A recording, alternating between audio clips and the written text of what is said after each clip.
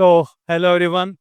तो सभी साथियों का स्वागत है हमारे इस चैनल यूट्यूब के channel Shri classes for competition पर। तो मैं आज सभी राजस्थान वासियों के लिए, मेरे जितने भी साथी हैं उनके लिए जो हमारे एक इम्पोर्टेंट जॉब नोटिफिकेशन है उसके बारे में जानकारी लेकर आया हूँ।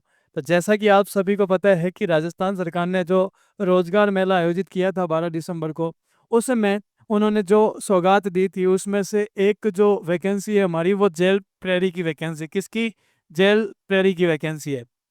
वो राजस्थान सरकार ने क्या किया था कि आरपीएससी का जो कारागार विभाग है उस विभाग ने जेल प्रहरी के पदों पर, यानी कि जो कारागार होता है उस कारागार में जो गार्ड होगा उसके मतलब जेल का जो ध्यान रखने वाले होते हैं प्रहरी, उसकी जॉब के लिए, उसकी वैकेंसी के लिए जो है ये भर्ती निकाली है 2024 में। ठीक है, प्रहरी भर्ती परीक्षा आरपीएससी निकाल रहा है और राजस्थान सरकार का जो कारागार विभाग है, जो जेल डिपार्टमेंट है उसमें। तो इस वीडियो में हम लोग जो है विस्तार से जानने वाले हैं कि इस वैकेंसी में क्या क्या चीज़ें हैं, यानी कि इसमें कितनी पोस्ट है, पात्रता क्या है, आवेदन तिथि जो कि स्टार्ट हो गई है ऑलरेडी। ठीक है, तो ये सब बारे में हम लोग जो है चर्चा करने वाले हैं। तो सबसे पहले बात की जाए अगर इसकी पोस्ट की, तो पोस्ट जैसा कि सब लोगों ने नोटिफिकेशन पढ़ लिया होगा, इसकी पोस्ट टोटल कितनी है भाई? 803 जो है इसमें पोस्टों पर सरकार ने जो है वैकेंसी निकाली है आपके। और पात्रता क्या है? पात्रता बहुत सिंपल है sir, 10th level. Only matric pass होना चाहिए भाई साहब, बंदा कोई भी है जो मैट्रिक पास है वो इस वैकेंसी का फॉर्म भर सकता है, यानी कि 10वीं पास जो है इस वैकेंसी में क्या रहने वाली है? पात्रता रहने वाली है। आवेदन तिथि ये इंपॉर्टेंट है आपके लिए, क्योंकि आपके जो है इसके आवेदन यानी कि फॉर्म भरने की जो डेट है वो ऑलरेडी आ गई है और 24 दिसंबर से जो है वो फॉर्म भरे जा रहे हैं। तो इसकी फॉर्म जो है वो स्टार्ट हो गई है, ध्यान रखना। आप तुरंत जाइए और इसका फॉर्म भर दीजिए। 24 दिसंबर इसकी डेट है, स्टार्ट हो गई और ये फॉर्म चलेंगे हमारे 22 जनवरी 2025 तक जो है इसके फॉर्म फिलिंग डेट है, यानी कि फॉर्म ऑलरेडी स्टार्ट हो चुके हैं। तो आप जल्दी जाइए अपने नज़दीकी मित्रों पर जाके जो है जो जो एलिजिबल है वो फॉर्म भर देंगे। ठीक है, तो फॉर्म इसके यही मेन चीज़ थी कि फॉर्म सर स्टार्ट हो गए हैं 24 दिसंबर से। अब 22 दिसंबर तक इसकी डेट है, आपको लास्ट डेट का इंतज़ार नहीं करना है, जल्दी से जल्दी जाके फॉर्म भर दीजिए।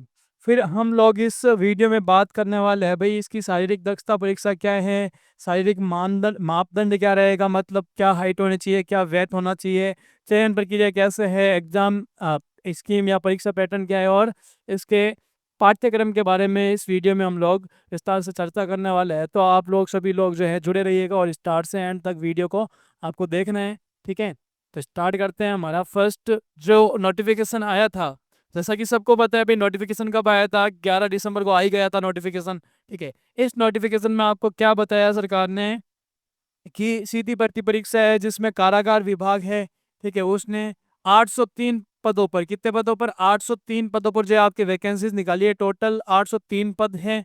ठीक है, और उसमें से जो गैर अनुसूचित क्षेत्र है उसके लिए 559 और जो अनुसूचित क्षेत्र है उसके लिए 44 पदों पर, 44 पदों पर आपके भर्ती है निकली है। और ऑनलाइन आवेदन की प्रक्रिया जो है आपकी स्टार्ट हो गई है, आप ओटीआर के माध्यम से जो है इसका फॉर्म भर सकते हो। ठीक है, फिर चलते हैं हम लोग मेनली जो बात करते हैं योग्यता, पात्रता और शैक्षणिक योग्यता क्या होनी चाहिए। तो इस वैकेंसी के लिए जो योग्यता है या जो शैक्षणिक पात्रता है वो व्यक्ति को कितना होना चाहिए? देखो साफ साफ लिखा हुआ है, भारत में विधि द्वारा स्थापित किसी मान्यता प्राप्त बोर्ड से सेकेंडरी या सरकार द्वारा समतुल्य घोषित अर्हता, यानी कि सेकेंडरी बोर्ड, यानी कि 10th पास होना चाहिए बंदा। अगर मैट्रिक पास है, 10th पास है, तो वो इस वैकेंसी के लिए एलिजिबल है, फॉर्म भर सकते हैं। दूसरा, देवनागरी लिपि में लिखित हिंदी का व्यवहारिक ज्ञान व राजस्थान संस्कृति का व्यवहारिक ज्ञान होना चाहिए व्यक्ति को। अगर व्यक्ति जो है उसको व्यवहारिक ज्ञान है हिंदी का और राजस्थानी संस्कृति का ज्ञान है तो उसके लिए इनफ है, वो आराम से इन दो जो है एलिजिबिलिटी क्राइटेरिया है उसके लिए फॉर्म भरने के लिए एलिजिबल होगा। फिर हमने देखा, अब एक चीज आपको ये भी दिया है कि बंदा अगर 10th पास नहीं है, क्या है, जैसे कि नॉर्मली होता है ना ग्रेजुएशन में कुछ और सा होता है, आप पीरिंग का फॉर्म भरते हैं हम लोग, 12th में हो रहा होता है तो उस टाइम भी फॉर्म भर सकते हैं। तो वैसे ही इसमें भी किया है कि अगर परंतु ऐसा व्यक्ति जो सीधी भर्ती परीक्षा है तो नियम और अनुसूची में यथा उल्लिखित पद के लिए अपेक्षित शैक्षणिक अर्हता वाले ऐसे पाठ्यक्रम के अंतिम वर्ष की परीक्षा में उपस्थित हो चुका है या उपस्थित हो रहा है, उस पद के लिए आवेदन करने का पात्र होगा। कहने का मतलब ये है कि अगर बंदा 10वीं पास नहीं है लेकिन वो 10वीं की परीक्षा दे रहा है तो अपीयरिंग है वो और वो आवेदन भरने के पात्र है वो फॉर्म भर सकता है। ठीक है, उसके बाद जहाँ चयन प्रक्रिया लिखित एवं साक्षात्कार दो प्रक्रमों के माध्यम से किया जाएगा। चयन जो है, इसमें चयन प्रक्रिया में आपको क्या बोला है, चयन प्रक्रिया में आपके दो चीजें इसने मेंशन करी है। एक तो लिखित परीक्षा होगी, आपके रिटन टेस्ट होगा, और उसके बाद लिखित परीक्षा के बाद में इंटरव्यू साक्षात्कार के माध्यम से जो है आपका चयन होगा। उसके साक्षात्कार और इंटरव्यू तो है ही है, उसके अलावा फिजिकल फिटनेस टेस्ट है, उसके बारे में हम देखेंगे। जहाँ चयन लिखित परीक्षा और साक्षात्कार के माध्यम से किया जाएगा, तो साक्षात्कार में उपस्थित होने से पहले व्यक्ति के पास वो जो योग्यता है वो होनी चाहिए, क्या, यानी कि 10th पास होना चाहिए। फिर चलते हैं हम नेक्स्ट बात की तरफ। अब क्या दे रखा है आपको, शारीरिक दक्षता जो परीक्षा है या फिजिकल एफिशिएंसी टेस्ट है, physical efficiency test, efficiency test, या फिर बोले तो हम लोग क्या बोल सकते हैं इसको शॉर्ट में पीईटी बोला गया है। ठीक है, तो पीईटी क्या होनी चाहिए भाई, क्या फिजिकल योग्यता होनी चाहिए उस बंदे में, यह आपको बताया गया है कि राजस्थान सरकार अधिनियम सेवा अधिनियम इसके अनुसार जो है आपकी योग्यता क्या होनी चाहिए कि पीईटी में आपके लिए जो इम्पोर्टेंट बात है वो ये है कि जो पीईटी टेस्ट होगा आपके, उसमें आपको जो है दौड़ होगी, क्या होगी, दौड़, फिजिकल फिटनेस टेस्ट या फिजिकल एफिशिएंसी टेस्ट में दौड़ जाने वाली है, जिसमें मेल कैंडिडेट जो है उस मेल कैंडिडेट को 5 किलोमीटर दौड़ना है, और फीमेल कैंडिडेट जो है उसको भी क्या दौड़ना है भाई, 5 किलोमीटर दौड़ना है। फीमेल कैंडिडेट के लिए भी 5 किलोमीटर की दौड़ होगी। डिफरेंस किसका है, टाइम का है। कैसे सर, मैन जो है उस मेल को आपके 5 किलोमीटर की जो दौड़ है वो 25 मिनट का मैक्सिमम टाइम मिलेगा। 25 मिनट का कितना, 25 मिनट का मैक्सिमम टाइम इसके पास है, यानी कि वो 25 मिनट में जो है दौड़ को पूरी कर सकता है। और फीमेल के लिए क्या है, फीमेल को 5 किलोमीटर की दौड़ करनी है मैक्सिमम 35 मिनट्स में। तो 35 मिनट्स मैक्सिमम किसके लिए, फीमेल के लिए। यह आपके फिजिकल फिटनेस टेस्ट में होगा। दूसरी बात क्या बोली है आपको कि फिजिकल फिटनेस टेस्ट जो है वो आपके 100 अंकों का होगा। कितने अंकों का, 100 अंकों का। यहाँ पर लिखा हुआ है राजस्थान कारागार अधीनस्थ सेवा अधिनियम 1998 के नियम के प्रावधानुसार कारागार विभाग के स्थायी आदेश क्रमांक जो भी है 30/7/2024 संख्या के अनुसार 100 अंकों की शारीरिक दक्षता परीक्षा ली जाएगी। कितने अंकों की, ये जो फिजिकल फिटनेस टेस्ट है आपके 100 मार्क्स का होगा, 100 मार्क्स। और इस 100 मार्क्स में से 50% जो है लाने जरूरी है। क्या बोला है, न्यूनतम 50% अंक जो है शारीरिक दक्षता में अर्जित किए हो तो शारीरिक परीक्षा जो है निम्न अनुसार होगी, यानी कि जिसमें आपके लिखा हुआ है यहाँ पर क्लियर, अभ्यर्थियों को घोषित किया जाएगा कि न्यूनतम 50% शारीरिक दक्षता लिखा हुआ है ना, न्यूनतम 50% अंक शारीरिक दक्षता परीक्षा में अर्जित किए हो तो शारीरिक परीक्षा जो है उसके होने वाली है। यानी कि ये जो परीक्षा है 100 मार्क्स की होगी, फिजिकल फिटनेस टेस्ट दौड़, उसमें भी मिनिमम जो है 50% अंक आने चाहिए आपके। ये हो गया अपने टाइमिंग किसका, दौड़ का। ठीक है, उसके बाद में आपको एक और चीज बोली गई है कि पूर्व सैनिक या केंद्रीय पुलिस संगठन जो है, यानी कि पहले के जो सैनिक है जो आर्मी में है या फिर सीआरपीएफ जो है, उनको इस दक्षता परीक्षा से छूट है, मुक्त किया जा रहा है। मतलब उनके दक्षता परीक्षा नहीं होने वाली है। अगर सीआरपीएफ का कोई बंदा है, आर्मी का बंदा है, तो उसके लिए दौड़ नहीं है। फिर आपको बोला है फिजिकल के लिए, फर्स्ट बात यह है कि आवेदकों को पीईटी में सम्मिलित होने से पूर्व, पीईटी में सम्मिलित होने से पूर्व राजकीय चिकित्सक से दौड़ में भाग लेने हेतु शारीरिक रूप से फिट होने की योग्य होने का प्रमाण पत्र प्रस्तुत करना होगा। यानी कि आप इस दौड़ में जा रहे हो तो आपको क्या होगा कि जो आपके राजकीय चिकित्सक है या कोई भी चिकित्सक डॉक्टर है, उनसे आपके पास प्रमाण पत्र होना चाहिए कि भाई आप इस दौड़ में दौड़ने लायक हो, आप फिजिकली फिट हो तो आप दौड़ सकते हो, ये लेके जाना है मेल कैंडिडेट को। अब गर्भवती के लिए बोला गया, गर्भवती यानी कि प्रेग्नेंट महिलाओं को बोला गया है कि प्रेग्नेंट जो महिलाएं हैं, यानी कि जो प्रेग्नेंट है, गर्भवती महिलाएं हैं, उन महिलाओं को क्या करना है, अगर सलाह दे रहा है पहले तो बोर्ड की प्रेग्नेंट हो तो आप दौड़ में भाग मत लीजिए, आपके लिए बेटर रहेगा। दूसरी बात, अगर आप भाग ले रहे हो तो आपको क्या करना है कि जो चिकित्सा अधिकारी है, ठीक है, उस चिकित्सा अधिकारी से आपको क्या लेकर आनी है, फिर पीएचडी और पीएचडी में सम्मिलित होने के लिए जो है आपको लानी पड़ेगी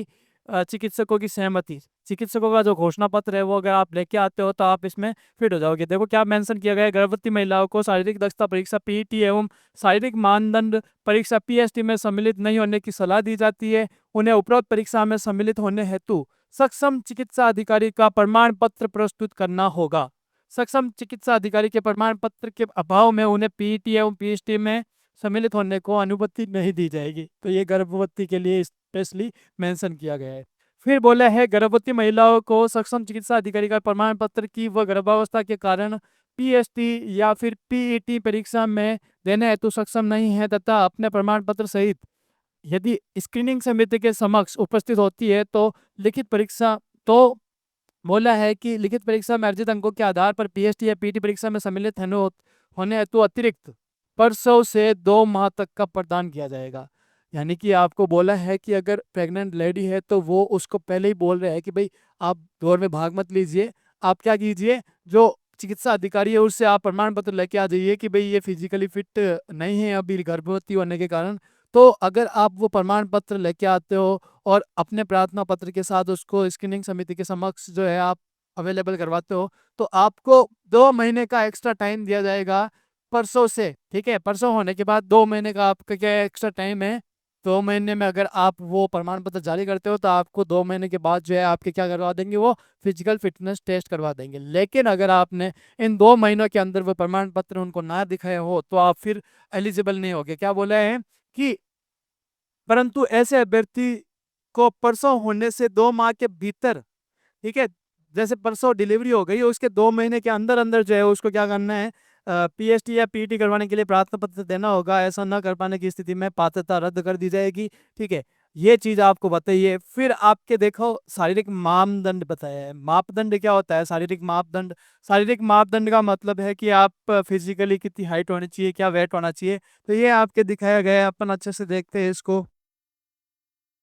चलिए, ये चीज समझ में आ गई होगी आपको, आई होप। अब देखते हैं इसका शारीरिक मानदंड जो है उसमें क्या बोला गया है।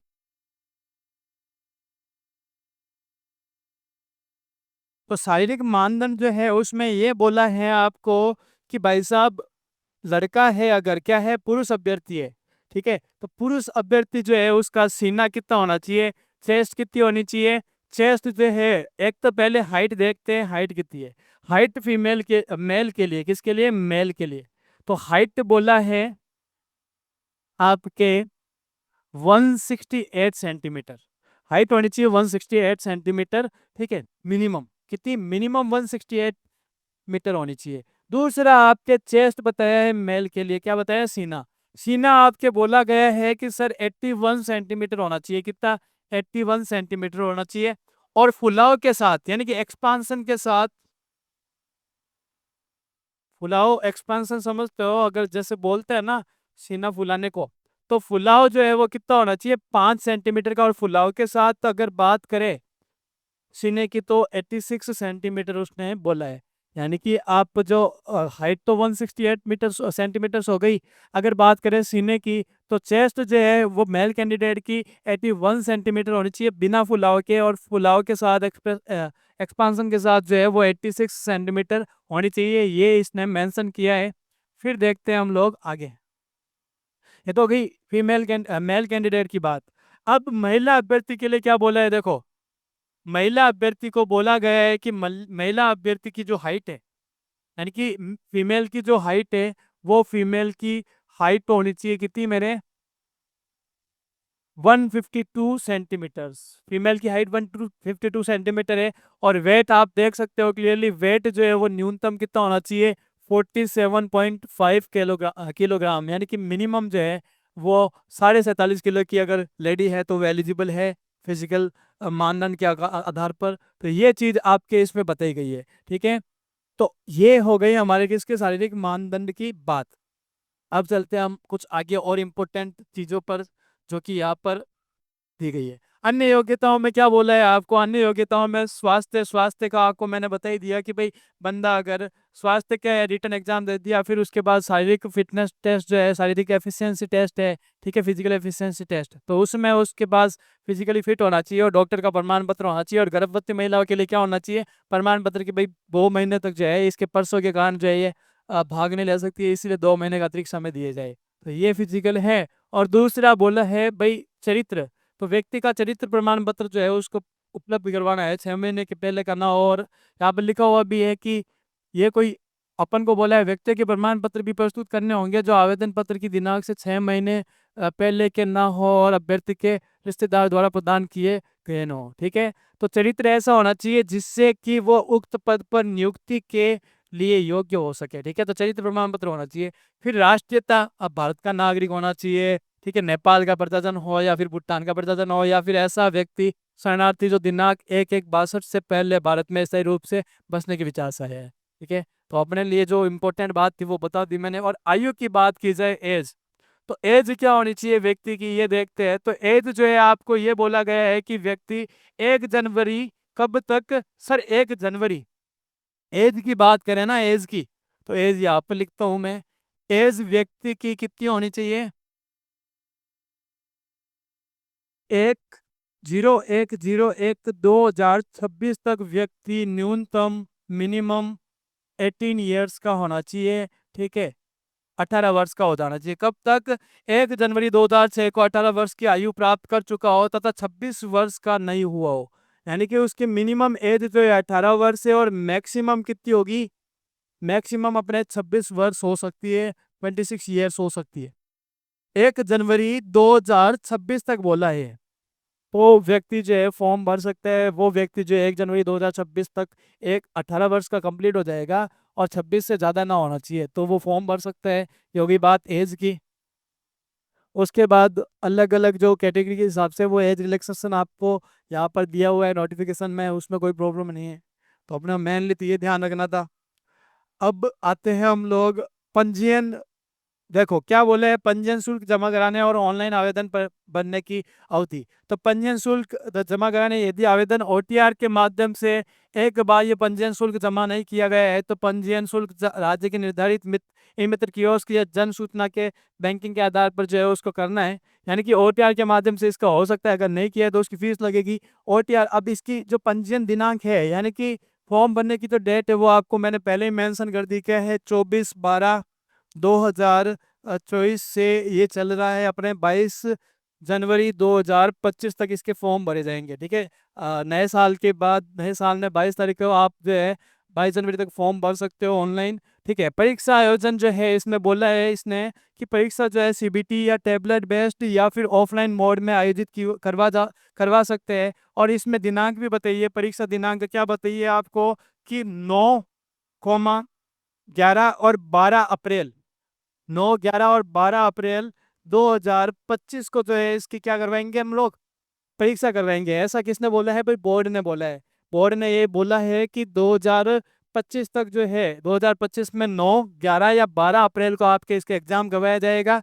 और परीक्षा जो है सीबीटी या फिर टीबीटी, ठीक है, कंप्यूटर बेस्ड या टैबलेट बेस्ड या फिर आपके हो सकती है किसके बेस पर, ऑफलाइन मोड पर भी हो सकती है। और परीक्षा की जो तिथि है वो चेंज करने का अधिकार या परीक्षा का जो सेंटर चेंज करने का आधार जो है अधिकार बोर्ड रखता है, इसने क्लियरली मेंशन किया है। प्रवेश पत्र जो है आपके एग्जाम के पहले प्राप्त हो जाएंगे। उसके बाद अगर बात करें हम लोग इसके एग्जाम स्कीम की, तो एग्जाम स्कीम में आप देख सकते हो कि एग्जाम में क्या है, आपके एक पेपर होगा, कितने का पेपर जो है आपके 100 क्वेश्चंस आएंगे टोटल। 100 क्वेश्चंस का पेपर है, 100 क्वेश्चंस, मार्क्स कितने हैं टोटल, 400 मार्क्स का पेपर होगा, टोटल 400 मार्क्स का पेपर। एंड जो टाइम है वो आपके 2 आवर्स का टाइम रहेगा। कितने आवर्स का, 2 आवर्स का, ये पूरा आपके लिखा हुआ है। ठीक है, एक पेपर होगा 2 घंटे का, 2 घंटे में 100 क्वेश्चंस करने हैं आपको, मेरे मैक्सिमम 400 मार्क्स है। अब उस पेपर में क्या आएंगे, देखो 3 तरीके के क्वेश्चन आएंगे। पहला तो है विवेचना और तार्किक योग्यता, लॉजिकल रीजनिंग से रिलेटेड क्वेश्चन। फिर तो लॉजिकल या फिर मैं लिख दूं यहाँ पर रीजनिंग। फर्स्ट पेपर आपका रीजनिंग समझ लीजिए आप, थोड़ा अलग है बट रीजनिंग का पेपर। सेकंड पेपर जो है आपके जीके, वीएस और एसएसटी जो है और करंट, उससे रिलेटेड आपको क्वेश्चंस पूछे जाएंगे 10th लेवल के। किसके लेवल के, 10th लेवल के। ठीक है, फिर थर्ड पेपर जो है आपका, उसमें राजस्थान जो है, अब राजस्थान पूछी जाएगी, राजस्थान का इतिहास, संस्कृति, कला और भूगोल इत्यादि। तो ये जो पहला पेपर है, मतलब पहला जो है रीजनिंग के, उसमें 45 क्वेश्चन 180 मार्क्स के। फिर जीके जीएस करंट के जो है 25 क्वेश्चन 100 मार्क्स के। और राजस्थान जो है उसके 30 क्वेश्चन रहने वाले हैं टोटल 130 मार्क्स के। तो 400 मार्क्स का टोटल पेपर है, उसमें 100 क्वेश्चन है और 2 घंटों का ये पेपर रहेगा आपके। फिर बात करें हम लोग लास्ट वन हमारे चलते हैं किसकी तरफ, हम लोग चलते हैं सिलेबस की तरफ। तो सिलेबस जो है उसमें सिलेबस का विवरण यहाँ पर आपको दे रखा है स्पष्ट तौर पर कि जो सिलेबस है उस सिलेबस में आपको सबसे पहला तो देखा है कि विवेचना और तार्किक योग्यता में क्या क्या आएगा। तो विवेचना और तार्किक योग्यता में ये चीजें है, तार्किक और विश्लेषणात्मक योग्यता है, कथन और परिकल्पनाएं, कथन और तर्क, कथन और निष्कर्ष, ठीक है। फिर कथन और कार्यवाही, संख्या श्रृंखला, अक्षर श्रृंखला, ठीक है, बेमेल को छांटना ढूंढना। तो ये जो हमारे रीजनिंग के क्वेश्चंस है, रीजनिंग के टॉपिक्स है कुछ वो आएंगे। सेकेंड आपका है कि प्रमुख समसामयिक घटनाएं जो है यानी कि करंट अफेयर्स है उससे रिलेटेड खेल, राजनीति, अर्थव्यवस्था, सामाजिक, भौगोलिक, सांस्कृतिक, पारिस्थितिकी संबंधी एवं तकनीकी क्षेत्र से संबंधित मुद्दे जो है आपके पूछे जाएंगे। फिर राज्य और राष्ट्रीय स्तर के मुद्दे, प्रसिद्ध व्यक्तित्व, राज्य राष्ट्रीय कार्यक्रम और नीति, इनसे रिलेटेड करंट में आपको क्वेश्चन पूछेंगे। सामान्य विज्ञान में जो है आपको यानी कि जीएस में, जनरल साइंस में आपको भौतिक एवं रासायनिक परिवर्तन, धातु अधातु एवं प्रमुख यौगिक, प्रकाश का परावर्तन और नियम, आनुवांशिक से संबंधित सामान्य शब्दावली, मानव शरीर संरचना, अंग तंत्र और प्रमुख मानव रोग कारक एवं निदान एवं अपशिष्ट प्रबंधन से रिलेटेड क्वेश्चंस आपको पूछेंगे। ये होगी जनरल साइंस। फिर इसमें एक आपदा प्रबंधन एवं जलवायु संबंधित परिवर्तन जो है उसमें भी आपको डाला है। उसमें क्या है, आपदा प्रबंधन, परिचय, वर्गीकरण, प्राकृतिक और मानव निर्मित आपदाएं, फिर आपदा प्रबंधन और वायु परिवर्तन के लिए काम करने वाली राष्ट्रीय और अंतर्राष्ट्रीय एजेंसियों की भूमिका और कार्यात्मक रूपरेखा। तो ये कुछ टॉपिक्स है जो आपको आपदा प्रबंधन से रिलेटेड पढ़ने हैं। देन हमारे आता है भारतीय संविधान और राजस्थान राज्य के विशेष संदर्भ में राजनीतिक एवं प्रशासनिक व्यवस्था है, जिसमें आपको संविधान का परिचय, ठीक है, और परिचय और आधारभूत लक्षण हो गया, सूचना और अधिकार अधिनियम इत्यादि, ठीक है। राज्य शासन एवं राजनीति, राज्यपाल, मुख्यमंत्री, मंत्रिमंडल, विधानसभा तथा न्यायपालिका से रिलेटेड क्वेश्चन है। फिर राजस्थान का प्रशासनिक ढांचा, मुख्य सचिव, जिला प्रशासन, मतलब राजस्थान के जो अपने संविधान से रिलेटेड आपको क्वेश्चन पूछेंगे। फिर आपके राजस्थान का इतिहास और कला संस्कृति से रिलेटेड क्वेश्चन है, जिसमें आपको ऐतिहासिक घटनाएं, स्वतंत्रता आंदोलन, एकीकरण, महत्वपूर्ण व्यक्तित्व, भाषा एवं साहित्य, संस्कृति एवं सामाजिक जीवन, वेशभूषा, ये जितने भी टॉपिक है जो कि यहाँ पर आपको मेंशन किए हुए हैं उनसे रिलेटेड क्वेश्चंस बनेंगे। फिर भूगोल में राजस्थान के भूगोल, इतिहास या स्थिति, भौगोलिक स्तर से रिलेटेड क्वेश्चंस है। फिर अर्थशास्त्र है राजस्थान का, उससे रिलेटेड कुछ क्वेश्चंस है वो आपके यहाँ पर मेंशन किए गए। तो इन टॉपिक्स को आपको अच्छे से पढ़ना है ताकि आपका ये एग्जाम जो है वो क्लियर हो जाए, ठीक है। तो आई होप आपको ये वीडियो जो है अच्छे से समझ में आ गया, अगर आपके लिए बेनिफिशियल रहने वाला है। तो आप लोग जो है सबसे पहली बात तो ये है कि जो जो बंदा इंटरेस्टेड है और जो जो इस, जैसा कि मैंने आपको ये सारी बातें मेंशन की है, तो जिस जिस व्यक्ति के पास जो जो इंटरेस्टेड है कि सही हम लोग गवर्नमेंट की तैयारी कर रहे हैं और राजस्थान की अच्छे से तैयारी कर रहा है जो बंदा, तो उसके लिए ये बहुत बेनिफिशियल रहने वाली है। आज ही आप तुरंत जाइए और जाके जो है इस वैकेंसी के लिए अपना फॉर्म भर दीजिए, क्योंकि इसके फॉर्म ऑलरेडी स्टार्टेड हैं। 24 दिसंबर से क्या बताया गया है, 24 दिसंबर से फॉर्म भरे जा रहे हैं और 22 जनवरी जो है इसकी अंतिम तिथि है 2025 तक। लेकिन आप जो है बिना लास्ट डेट का इंतजार किए जो है इसका फॉर्म भर दीजिए, ताकि लास्ट में आपकी कोई दिक्कत ना हो सर्वर से रिलेटेड, ठीक है, और एग्जाम फॉर्म भर दो। तो जो जो इंटरेस्टेड इच्छुक विद्यार्थी है वो सभी लोग जो है जो कॉम्पिटिटिव एग्जाम्स की सीरियसली प्रिपरेशन कर रहे हैं, मैं उनको प्रीफर करूंगा कि जल्दी से जल्दी जाकर इसको फॉर्म भर दीजिए, ठीक है, और ठीक है अपना जो सिलेक्शन है वो पक्का कर लीजिए। ओके दोस्तों, तो कैसा रहा आज का ये सेशन, जो आपको जारी जानकारी मैंने बताई, आई होप आपके लिए यूजफुल रहने वाली है। ऐसी ही अपडेट्स के लिए और जॉब अपडेट्स के लिए, नई वैकेंसीज के अपडेट्स के लिए जो है हमारा चैनल कंटिन्यू देखते रहिए और चैनल को सब्सक्राइब कर दीजिए, लाइक कीजिए, कमेंट कीजिए और शेयर कीजिए, ठीक है दोस्तों। मिलते हैं नेक्स्ट वीडियो सेशन में। जय हिंद, जय भारत।